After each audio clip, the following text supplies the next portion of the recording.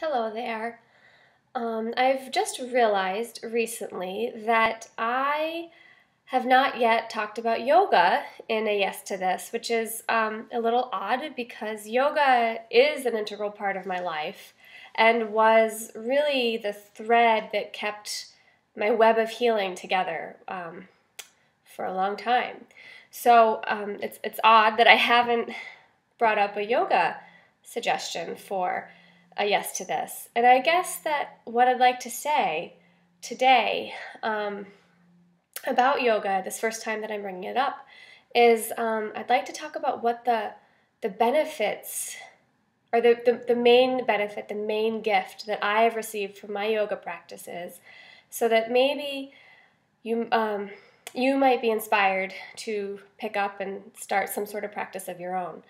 So, yoga offers so many gifts, but I think the most profound thing for me is the gift of presence. I've spent a long time in my life being quite an anxious person and always being wrapped up in these anxieties in my head. And it's an ongoing process, but it takes a lot of work for me to feel free of that and to live without that anxiety. And that's been such a beautiful gift from my yoga practice.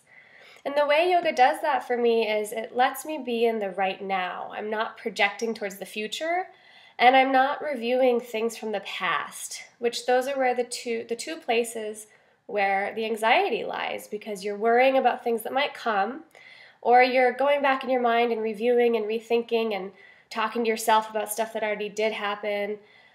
It's hard to be right here, right now.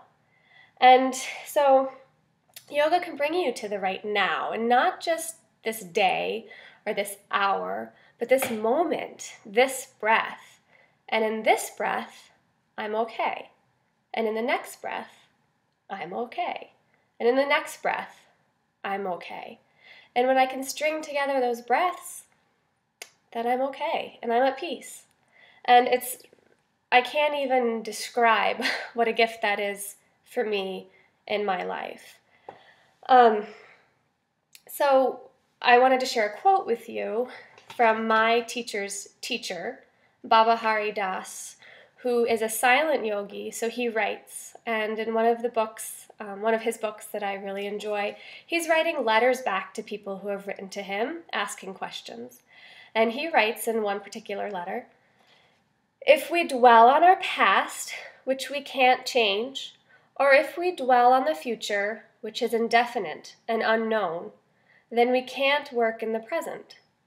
If the present is passing in peace, it will make a peaceful past and sow a seed of peace to grow in the future. If the present is passing in peace, it will make a peaceful past and sow a seed of peace to grow in the future." So maybe today you can try to think of your breath like a string of pearls. Each pearl is a breath. And these breaths, these pearls, they add up one by one and they become a longer string. And it's a string of peaceful breaths.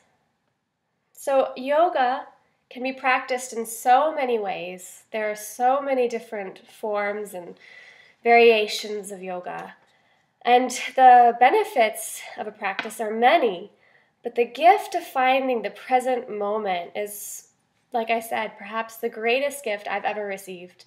So, my hope for you today is to breathe in this moment and no other, just this moment. So may you be well. I'll talk to you soon. Take care.